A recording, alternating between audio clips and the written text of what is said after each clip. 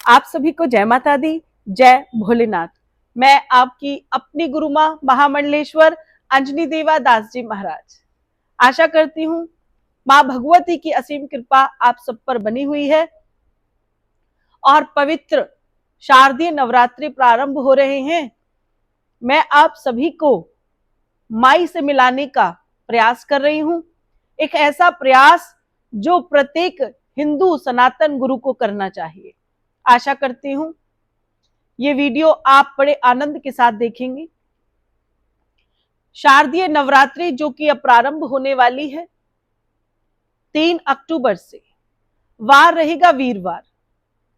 मां भगवती की आराधना कई तरीके से की जाती है, लेकिन नवरात्रि के दिनों में मां की आराधना करने के लिए मुख्य 5 पूजा को विशेष बताया गया है। प्रत्येक भक्त को जो मां को प्रसन्न करना चाहते हैं वो इतना कार्य अवश्य करें। तो ये चर्चा बहुत खास रहने वाली है और आप अपनी तैयारी भरपूर आनंद के साथ कीजिएगा। पहली बात तो जब आप नवरात्रि प्रारंभ करते हैं तो आपके लिए कलश का बहुत विशेष महत्व रहता है। इसलिए जो भी नवरात्रि करते हैं, व्रत करना चाहते हैं और माई की पूजा करना चाहते हैं, उन सभी के लिए कलश का बहुत ही विशेष महत्व रहता है। कलश के साथ दूसरे नंबर पर आती है माई की अखंड ज्योत। यूं तो हम मां के लिए सुबह और शाम की ज्योत को जगाते हैं, लेकिन फिर भी हम लोग अगर माई की 9 दिन की अखंड ज्योत लगाते हैं तो ये हमारे लिए बहुत ही आनंदकारी रहती है। कलश के साथ लगाई गई मां की अखंड ज्योत प्रत्येक भक्त के घर में मां की आनंदमय कृपा प्राप्त करने के लिए होती है। उसके बाद करनी है माता रानी की आराधना। माता रानी की आराधना करने के लिए माता रानी की दुर्गा सप्तशती, माता रानी का दुर्गा चालीसा, दुर्गा माता जी के सिद्ध मंत्र एवं बीज मंत्र के साथ माता रानी की आराधना हमें करनी है। अगर आप मां के लिए कोई भी पाठ पूजा आराधना नहीं कर रहे हैं तो ये नवरात्रि आपके लिए बिल्कुल भी फलदायी नहीं रहती है। इसलिए भरपूर हमें मां के लिए पाठ पूजा करनी है और मंत्रों का उच्चारण करना बहुत ज्यादा जरूरी है। उसके बाद हम बात कर लेते हैं हवन एवं यज्ञ की। जो भी भक्तजन माई के लिए हवन और यज्ञ करते हैं उससे ये अनुष्ठान पूर्ण हो जाता है। तो हवन का बहुत विशेष महत्व रहता है। अगर आप हवन न कर सके तो मैं आपको एक ऐसी विधि आने वाली अगली वीडियो में बताने जा रही हूं जिसकी तैयारी आप कल कर लेंगे और पहली नवरात्रि पर उस कार्य को करना प्रारंभ कर दीजिए, जिससे आपको हवन यज्ञ का फल प्राप्त आसानी से हो जाएगा। ये हवन यज्ञ बहुत ही छोटी सी विधि के साथ होगा, जिससे जो है आपको पुण्य फल की प्राप्ति होगी और ये नवरात्रि अनुष्ठान जो है वह पूरा हो जाएगा। और 5वीं और सबसे विशेष बात यह है कि मां की आराधना के लिए कन्या पूजन का उतना ही महत्व है जितना कि कलश का महत्व होता है। जो बच्चे, जो परिवार जब मां की नवरात्रि करते हैं और किसी भी कारण से कन्या पूजन नहीं कर पाते तो ये उनके लिए एक विनाशकारी परिस्थिति रह जाती है।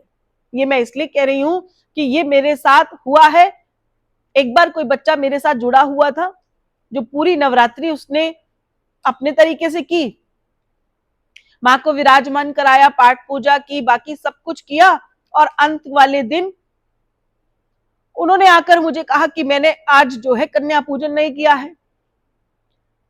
मैं बड़ी हैरान हुई कि आपका कन्या पूजन ना होना मतलब आपका पूरा नवरात्र विधि खराब हो गई है और इसका मतलब कि आपके जीवन में जो है बहुत अपार कष्ट आने वाले हैं।